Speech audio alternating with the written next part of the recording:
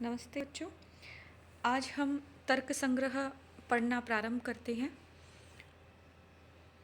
किसी भी ग्रंथ को प्रारंभ करने से पूर्व सबसे पहले उसका मंगलाचरण किया जाता है। यही हमारे शास्त्रों की परंपरा रही है। तो तर्क संग्रह का मंगल श्लोक है, निधाय हृदय विश्वेश्वम विधाय गुरुवंदनम बालानां सुखबोधाय क्रियते तर्क संग्रह। अन्नम भट्ट ने तर्क संग्रह क्रियते, मया क्रियते, यह कर्मवाच्य का वाक्य है। मया शब्द का प्रयोग कहीं नहीं किया गया है, किंतु यह गतार्थ है कि यहाँ पर मया ही करता है। तो मया अन्नम भट्टेन तर्क संग्रह क्रियते, मेरे इस अन्नम भट्ट के द्वारा तर्क संग्रह की रचना की गई है। क्यों की गई है? बालानाम सुख बोधाय, बालकों के सुख के बोध के लिए, सुखपूर्वक बोध के लिए।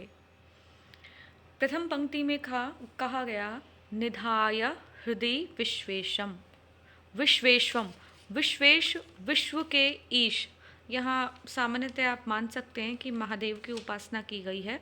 तो निधाय यानी रख करके, हृदय यानी हृदय में, विश्वेश्वम यानी भगवान शंकर या विश्व के जो कर्ता है, परमात्मा है, उनको मन में, हृदय में अर्थात मन में, निधाय यानी धारण करके, विधाय करके, वंदनम, गुरु की वंदना करके, बालकों को सुखपूर्वक बोध के लिए यह तर्क संग्रह नाम का ग्रंथ मुझ अन्नम भट्ट के द्वारा लिखा जा रहा है। मैंने आपको पिछली कक्षा में भी बताया था कि ये जो तर्क संग्रह ग्रंथ है यह एक प्रकरण ग्रंथ है। चूँकि बहुत सारे ग्रंथ, भाष्य, टीकाएं, मूल न्याय जो सूत्र है या वैशेषिक सूत्र है उसके ऊपर लिख दिए गए, उन भाष्य और टीकाओं के कारण जो ग्रंथ का मूल पदार्थत्व था, ग्रंथ के मूल जो तत्व थे, उनका बोध करना कठिन हो रहा था। तो इस प्रकार के तर्क संग्रह, वेदांत सार, अर्थ संग्रह, इस प्रकार के कुछ प्रकरण ग्रंथ लिखे गए। इन प्रकरण ग्रंथों का उद्देश्य ही आप और हम जैसे लोग जो कम बुद्धि, अल्प बुद्धि वाले हैं, इन अल्प बुद्धि वालों को शास्त्र के विषय में ज्ञान देना या शास्त्र के विषय के पदार्थों के बारे में उनके सार तत्व को बताने के लिए प्रकरण ग्रंथों की रचना की गई है। तो इसीलिए यहाँ पर इन्होंने उद्देश्य रूप में लिखा है बालानाम सुख बोधाय, बच्चों को सुखपूर्वक बोध के लिए यह तर्क संग्रह नाम का ग्रंथ मेरे द्वारा लिखा जा रहा है। हिंदी में जो मैंने अर्थ लिखा है इसे भी एक बार देख लीजिए।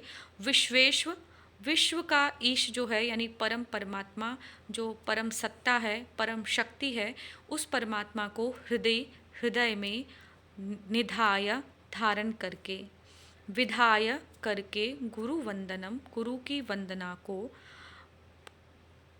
क्रियते तर्क संग्रह, यह तर्क संग्रह नाम का ग्रंथ, बालानाम सुख बोधाय, बालकों को सुखपूर्वक न्याय शास्त्र का बोध कराने के लिए यह ग्रंथ की रचना की जा रही है। मैंने यहाँ पर न्याय शास्त्र लिखा है, आप चाहें तो न्याय और वैशेषिक दोनों शास्त्र लिख सकते हैं, क्योंकि इन्होंने अपने मंगलाचरण नामक इस श्लोक में किसी प्रकार के न्याय और वैशेषिक शास्त्र का या दर्शन का उल्लेख नहीं किया है। अब एक बात जो मैं आपको यहाँ बताना चाहती हूँ कि निधाय और विधाय दोनों के अंदर ही धा धातु का प्रयोग किया गया है। धा धातु धारण करने में आती है। जब निधाय का यहाँ प्रयोग किया था तो विधाय का बदल के प्रयोग क्यों किया यहाँ पर? तो इसके पीछे जो एक सामान्यतः तर्क दिया जाता है वो ये है कि जब किसी की मानसस्थ या मानसिक रूप से किसी का ध्यान किया जाता है तब नी उपसर्ग पूर्वक है यहाँ पर, और जब किसी का मानसिक के स्थान पर भौतिक रूप से किया जाता है कि गुरु की वंदना मुख से उच्चारण करके भी की जाती है, और लेकिन ईश्वर का जो हृदय में मानसस्थ ध्यान किया जाता है वो दिखाई नहीं देता है, तो उसके लिए यहाँ पर नी उपसर्ग पूर्वक धा धातु और लप प्रत्यय का प्रयोग किया गया है। और वहाँ जब गुरु की वंदना करके, साक्षात भौतिक रूप से करके का अर्थ देना है इनको, तब उन्होंने वी उपसर्ग पूर्वक धा धातु से ल्यप प्रत्यय का प्रयोग यानी विधान करना। विधान में आपका भौतिक रूप से उपस्थिति आवश्यक होती है। अब ये एक पंक्ति मैंने संस्कृत की यहाँ पर उद्धृत की है आपके लिए। यह एक इनकी जो स्वरचित स्वपज्ञ इनकी जो टीका है उससे ली है मैंने ये। इनकी टीका का नाम मैंने पिछली बार भी आपको बताया था। तर्क संग्रह के जो रचनाकार हैं अन्नम भट्ट, इन्होंने अपनी स्वपज्ञ यानी स्वरचित इसके ऊपर टीका भी लिखी है। तर्क संग्रह नामक ग्रंथ के साथ में अपनी टीका भी लिखी है, तर्क संग्रह दीपिका। तो उस तर्क संग्रह दीपिका में इन्होंने मंगलाचरण का उद्देश्य लिखा है। चूँकि प्रश्न यह किया जाता है कि आज के इस विज्ञानकारी युग में या फिर ऐसे कहीं प्राचीन समय में भी कोई चीज़, कोई परंपरा से कोई चीज़ लिखी जा रही है तो उसके पीछे उद्देश्य क्या है। तो यहाँ मंगलाचरण का उद्देश्य क्या है यह बताते हुए वह लिखते हैं, चिकीर्षितस्य ग्रंथस्य निर्विघ्न परिसमाप्त्यर्थम शिष्टाचारानुमित श्रुतिबोधित कर्तव्यताकम इष्ट देवता नमस्कार लक्षणम मंगलम शिष्य शिक्षार्थम निबद्धनम चिकीर्षितम ग्रंथादौ प्रतिजानीते। अब यहाँ आपको घबराने की ज़रूरत नहीं है। परीक्षा में आपको इस प्रकार की कोई पंक्तियाँ नहीं लिखनी है, सिर्फ आपको इसका अर्थ लिखना है, इसका मतलब लिखना है, यह बताना है कि मंगलाचरण क्यों किया जाता है। तो चिकीर्षितस्य यानी चाहा गया, जो ये लिखा गया जो ग्रंथ है या कोई भी ग्रंथ आप लिखना चाह रहे हैं, उस ग्रंथ की परिसमाप्ति के लिए, लेकिन परिसमाप्ति कैसी हो, निर्विघ्न रूप से। हम कोई भी कार्य आरंभ करते हैं तो भगवान की वंदना करते हैं ताकि हम जो कार्य करने का हमने बीड़ा उठाया है वह बिना किसी परेशानी के, बिना किसी विघ्न के समाप्त हो जाए। तो यहाँ पर भी ये यही कहना चाह रहे हैं कि जो ग्रंथ आप लिखना चाह रहे हैं उसकी निर्विघ्न परिसमाप्ति के लिए शिष्टाचार से अनुमित श्रुति बोधित, श्रुति का मतलब होता है वेद, वेद के द्वारा बताए गए जो कर्तव्यता है, जो कर्तव्य कर्म है, उसमें इष्ट देवता का नमस्कार युक्त लक्षण या मंगलाचरण करना चाहिए। वो मंगलाचरण क्यों और करना चाहिए, ताकि आने वाली पीढ़ी, भाई कहने का अर्थ ये है कि आप मंगलाचरण कर लो तो मन में ही कर लो ना, कोई ज़रूरत थोड़ी है उसको आप पुस्तक में लिखें। लेकिन पुस्तक में लिखने का उद्देश्य होता है शिष्य शिक्षार्थम, कि आने वाली जो पीढ़ियां हैं वह भी उससे शिक्षा ले और वह भी इसी प्रकार के मंगलाचरण करती रहे, जिससे इसलिए उसको ग्रंथ के आदि में लिखना चाहिए, ऐसा बताया गया है। तो इसके दो उद्देश्य हैं, एक तो हमारे ग्रंथ की परिसमाप्ति निर्विघ्न रूप से हो, और दूसरी बात ये कि यह इस प्रकार का शिष्टाचार अभी नहीं, यह श्रुतियों के द्वारा भी बोधित है और यह कर्तव्य अकर्तव्य के कर्मों में भी गिना जाता है। तो इसीलिए हमें मंगलाचरण करनी चाहिए, और यह मंगलाचरण सिर्फ मानसिक रूप से नहीं हो अपितु वह ग्रंथ के आदि में लिखित रूप में किया जाए, ताकि आगे आने वाली पीढ़ियां भी, आगे आने वाले शिष्य भी इन सब से शिक्षा ग्रहण करके अपने अपने ग्रंथों में इस प्रकार का मंगलाचरण करें या अपने अपने कार्यों की प्रारंभ में ईश्वर की वंदना करें।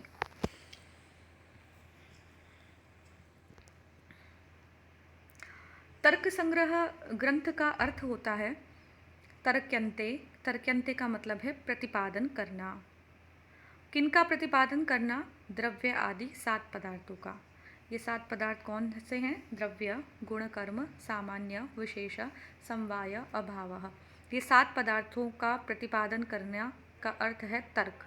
संग्रह का मतलब है इन 7 पदार्थों का संक्षेपेण स्वरूप में कथन करना, या संक्षेप में स्वरूप कथन करने से तात्पर्य है उद्देश्य, लक्षण और परीक्षा जिस ग्रंथ में की जाती है वह इस प्रकार का संग्रह तर्क संग्रह कहलाएगा। तो तर्क संग्रह इस पुस्तक का अर्थ हुआ कि द्रव्य आदि 7 पदार्थों का, जिसमें संक्षेप रूप से उद्देश्य, लक्षण, परीक्षा इन तीनों को सम्मिलित करते हुए वर्णन किया गया है, ऐसा ग्रंथ तर्क संग्रह कहलाता है। वापस मंगलाचरण की तरफ चलते हैं। मंगलाचरण में एक शब्द आया है बालक, बालानाम सुख बोधाय। आप परीक्षा में भी इस दृष्टि से ध्यान कीजिएगा कि केवल श्लोक मात्र आना, इसका अनुवाद करना ही नहीं होता। दर्शन ग्रंथ अगर कोई भी पढ़ते हैं तो उसमें आपको पदकृत्य करना पड़ता है। पदकृत्य करने से तात्पर्य है कि कोई भी एक पद क्यों प्रयोग किया गया है, चाहे आप व्याकरण पढ़ें अथवा दर्शन पढ़ें अथवा साहित्य पढ़ें। साहित्य में तो फिर भी आलंकारिक दृष्टि से कुछ शब्दों का प्रयोग अलंकार को बढ़ाने के लिए, पाद पूर्ति के लिए, श्लोक पूर्ति के लिए लिख दिए जाते हैं, किंतु दर्शन और व्याकरण में एक शब्द भी, एक मात्रा भी अन्यथा प्रयोग नहीं की जाती है। उसका उद्देश्य होता है, उसका कोई ना कोई कारण होता है, तभी प्रयोग की जाती है।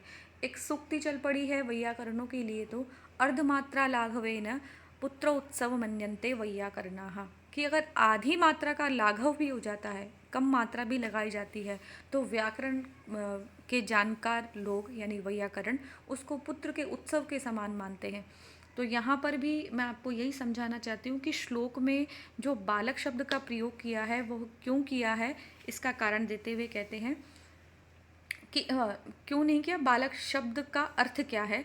तो ग्रहण धारण पटुर बालः, जो ग्रहण करने में पटु यानी चतुर हो, ग्रहण और ग्रहण करने के बाद उसे धारण करने में जो चतुर हो वह बालक कहलाता है। जिसको विषयों का ग्रहण ठीक प्रकार से कर पाए और जिस विषय का उसने ग्रहण किया है उसको वो धारण ठीक से कर पाए, इसमें जो पटु हो यानी चतुर हो वह बालक कहलाता है। न तो स्तनधयः, कोई दूध पीता बच्चा बालक नहीं है। यहाँ पे बालक का तात्पर्य यही है। बाला नाम सुख बोधाय से क्या तात्पर्य है कि किस प्रकार का बालक के सुख के बोध के लिए, क्या दूध पीते बच्चे को बालक बोलोगे उसके सुख के लिए तर्क संग्रह की रचना की गई है? तब उसके उत्तर में कहा कि नहीं, ऐसा बालक जो ग्रहण, जो पढ़ाए गए विषय को ठीक प्रकार से समझ सके और समझने के बाद उसको धारण कर सके, ऐसा चतुर ही यहाँ पे बालक कहलाएगा। ये एक परिभाषा है। कुछ और परिभाषाएं देते हुए कहते हैं, अधीत व्याकरण काव्य कोशो अनधीत न्याय शास्त्रो बालः। यहाँ एक न शब्द छूट गया है मुझसे। अधीत व्याकरण काव्य कोशो नधीत अनअधीत न्याय शास्त्रो बालः। इसका अर्थ है अधीत यानी पढ़ लिया है व्याकरण, काव्य और कोश जिसने, और नहीं पढ़ा है क्या, अनधीत जिसने नहीं पढ़ा है न्याय शास्त्र, वह बालक है। जिसने व्याकरण काव्य कोश पढ़ लिए हैं और न्याय शास्त्र को नहीं पढ़ा है वह बालक कहलाता है। अब इस पे फिर प्रश्न उठाए जाते हैं और कहते हैं कि आपने इसका इतना बड़ा लक्षण क्यों किया, अधीत व्याकरण काव्य कोशः बालः, इतना ही कर देते कि जिसने व्याकरण काव्य कोश पढ़ लिया है वह बालक कहलाता है। इस प्रकार के बालक की आपको आवश्यकता है। तो इसके प्रत्युत्तर में कहा जाता है कि अगर इतना ही लक्षण कर देते ये वाला, तो जो वशिष्ठ मुनि है और जो विश्वामित्र हैं, जो व्यास मुनि हैं, वो सब इसमें आने लगते, क्योंकि उन्होंने भी व्याकरण, काव्य, कोश ये सब तो पढ़े थे। व्याकरण से तात्पर्य आप जो पाणिनि संस्कृत व्याकरण जैसी जो व्याकरण होती है उससे, काव्य से मतलब जितने भी साहित्य ग्रंथ हैं उससे, और कोश का मतलब होता है शब्दकोश। इन सब का उन्होंने भी अध्ययन किया था, क्योंकि ये भी गुरुकुल शिक्षा पद्धति से या इस प्रकार से पढ़े हुए थे। तो ये जितने भी मुनि हैं, जो विद्वान जन हैं, वे सब भी इस इतने ही आधे जो भाग है, इसका जो पूर्व भाग है इस लक्षण का, अधीत व्याकरण काव्य कोशो बालः, अगर इतना ही इसका लक्षण करते तो ये सभी विद्वान भी उसमें परिगणित होने लगते, जो हमको इप्सित नहीं है। तो फिर कहा कि अनधीत न्याय शास्त्रो बालः, इतना ही लक्षण कर दो कि जिसने न्याय शास्त्र नहीं पढ़ा है वह बालक है यहाँ पर। तो इसके उत्तर में कहते हैं कि जो दूध पीता बच्चा है, जो प्रथम कक्षा में, द्वितीय में या 12वीं कक्षा में पढ़ता है, वह भी सब इससे ग्रहण होने लगता, वो भी हमको अभिप्सित नहीं है। तो जिसने व्याकरण काव्य कोश तो पढ़ लिया, किंतु जिसने अभी तक न्यायशास्त्र में प्रवेश नहीं किया है, इस प्रकार का बालक ही यहाँ पर हमको अभिप्सित है। और उसी ऐसे ही व्यक्ति के लिए हमने यहाँ पर तर्क संग्रह नामक ग्रंथ की रचना की है। अब यहाँ मैंने आपको कहा था पहले भी, फर्स्ट स्लाइड में हम जब चले थे तब, यहाँ देखिए मैंने लिखा है, यहाँ नहीं, ये संक्षेपेण उद्देश्य लक्षण परीक्षा यस्मिन् सह ग्रंथः तर्क संग्रह। तो तर्क संग्रह में जो संग्रह से अर्थ लिया गया है, तो किस प्रकार का संग्रह किया गया है, उद्देश्य, लक्षण और परीक्षा, तीनों को सम्मिलित करके। अब ये उद्देश्य, लक्षण, परीक्षा क्या होती है? प्रथम तो इस चीज़ पर ध्यान दीजिएगा आप लोग कि यहाँ पर उद्देश्य नहीं है, यह उद्देश्य है। और उद्देश्य का मतलब होता है नाम मात्र वस्तु संकीर्तनम उद्देश्यम, जिसमें नाम मात्र केवल वस्तुओं का, जिन जिन पदार्थों के बारे में, जिस जिस वस्तु विशेष के बारे में इस ग्रंथ में चर्चा की जाएगी, उनका केवल सबसे पहले नामकरण करना, केवल नाम रखना, ये कहलाता है उद्देश्य प्रकरण। दूसरा होता है लक्षण प्रकरण। लक्षण में जिन जिन के नाम गिनाए गए हैं उनमें से एक एक का लक्षण रखा जाएगा। और लक्षण क्या होता है? असाधारण धर्मो लक्षणम। असाधारण धर्म, ऐसा धर्म या ऐसी बात जो केवल उसी तत्व के अंदर हो, उसके अतिरिक्त और किसी में नहीं हो। उस लक्षण को कहने पर हम केवल उस पदार्थ को ही पकड़ें, उसके अतिरिक्त और किसी को नहीं। जैसे पृथ्वी का लक्षण इसमें किया गया, तत्र गंधवती पृथ्वी। तो जो गंध से युक्त हो वह पृथ्वी कहलाती है। अब मान लीजिए आपके पास एक मिट्टी है, उसमें या फिर कोई भी वस्तु है, उस वस्तु में अगर गंध आ रही है, इसका तात्पर्य ये है कि इसमें पृथ्वी का भी अंश है। तो इस प्रकार का लक्षण करना। अब ये जो गंध है, ये गंध पृथ्वी के अतिरिक्त और किसी में नहीं होती। आप बोलेंगे जल में भी सुगंध आ रही है, तो जो सुगंध वाला अंश है या दुर्गंध वाला अंश है वह पृथ्वी का अंश है उसके अंदर, बाकी सब जलीय अंश है। तो एक ऐसा लक्षण करना जो असाधारण धर्म है उसका, उसके अतिरिक्त और किसी में नहीं रहता है, वह लक्षण करना कहलाता है। और तीसरी है परीक्षा। लक्षितस्य, जो लक्षण किया गया है आपने, वो लक्षित पदार्थ में जिसका लक्षण किया है उसमें वह खरा उतरता है अथवा नहीं, उसमें वह चरितार्थ होता है कि नहीं, वह उसमें घटित होता है कि नहीं, इस प्रकार की परीक्षा करना परीक्षा कहलाता है। परीक्षा का लक्षण दिया है, लक्षितस्य लक्षणम उपपद्यते न वेति परीक्षा। जो लक्षित है हमारा, जैसे तत्र गंधवती पृथ्वी में तत्र गंधवती पृथ्वी, ये उसका लक्षण है। पृथ्वी इसमें लक्षित है, तो यह जो लक्षित पृथ्वी का तत्र गंधवती लक्षण है, यह इसमें चरितार्थ हो रहा है अथवा नहीं, इसकी परीक्षा करना परीक्षा कहलाता है। तो इन तीनों चरणों के रूप में ही इस पूरी पुस्तक के अंदर चर्चा की गई है सभी पदार्थों की। अब यह बात कर लेते हैं कि मंगलाचरण कितने प्रकार के होते हैं। तो मंगलाचरण के विधान हैं 3 प्रकार के: नमस्कारात्मक मंगलाचरण, आशीर्वादात्मक मंगलाचरण और वस्तु निर्देशात्मक मंगलाचरण। नमस्कारात्मक मंगलाचरण में किसी भी देवता को, गुरु को वंदना की जाती है, नमस्कार किया जाता है। आशीर्वादात्मक मंगलाचरण में उनसे आशीर्वाद मांगा जाता है कि हमारे साथ इस प्रकार का हमें इस प्रकार का आशीर्वाद मिले, हमारी रक्षा हो। और तीसरा जो वस्तु निर्देशात्मक होता है, उसमें ग्रंथ में किस प्रकार की विषय वस्तु का निर्देश किया जाएगा यह बताया जाता है। अब इसके हमने जो श्लोक पढ़ा है मंगलाचरण का, उसमें किस प्रकार का मंगलाचरण है, तो उसमें है एक तो निधाय हृदय विश्वेश्वम विधाय गुरु वंदनम। तो गुरु की वंदना की जा रही है, विश्वेश परमात्मा परम शक्ति को हृदय में स्थान या मन से उनको याद किया जा रहा है। तो इस प्रकार यहाँ पर नमस्कारात्मक मंगलाचरण है। दूसरी पंक्ति में बाला नाम सुखबोधाय क्रियते तर्क संग्रह लिखा गया है, तो बालकों को सुखपूर्वक बोध के लिए। तो यहाँ पर उद्देश्य भी बताया जा रहा है कि यहाँ पे तर्क संग्रह, इस ग्रंथ में बालकों को सुखपूर्वक बोध के लिए कुछ तत्वों का निरूपण किया गया है। तो इस प्रकार से वस्तु निर्देशात्मक मंगलाचरण भी इसमें है। तो परीक्षा में पूछा जाए अथवा आपको इसकी व्याख्या करनी हो, तो आप इसमें लिखेंगे कि यह नमस्कारात्मक एवं वस्तु निर्देशात्मक मंगलाचरण तर्क संग्रह का किया गया है। अब प्रश्न फिर एक उपस्थित होता है कि मंगलाचरण क्यों किया जाता है? शिष्यों की शिक्षा के लिए तो सही है, पर ग्रंथ की निर्विघ्न समाप्ति के प्रति क्या है? कोई निश्चितता है कि होता ही है? तो कहते हैं कि किरणावली नाम का एक ग्रंथ है, उस किरणावली नामक ग्रंथ में प्रारंभ में मंगलाचरण किया गया, किंतु फिर भी वह पूरी नहीं हो पाई। हाँ, मंगलाचरण नहीं किया गया, फिर भी वह पूरी हो गई।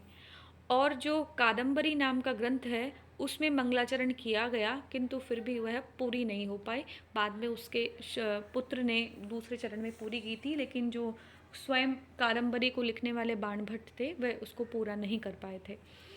तो इन प्रश्नों के उत्तर में कहा जाता है कि विघ्न बाहुल्य ही ऐसा होता है जिसके कारण ग्रंथ की समाप्ति नहीं हो जाती। यह कादंबरी के संदर्भ में दिया जाता है और किरणावली के संदर्भ में कहा जाता है कि हो सकता है वहाँ पर उन्होंने मानसस्थ मंगलाचरण किया हो, तभी उनका ग्रंथ निर्विघ्न समाप्त हो गया। तो इस प्रकार के बहुत सारे प्रश्न उत्थापित किए जाते हैं और उनके उत्तरों में यह कहा जाता है। अब प्रश्न है कि यह परीक्षा में आता है तो आपको इसका उत्तर कैसे करना है। तो सबसे पहले श्लोक का आपको अन्वय करना है। अन्वय करने के बाद में आपको इसका प्रतिपद का अर्थ लिखना है।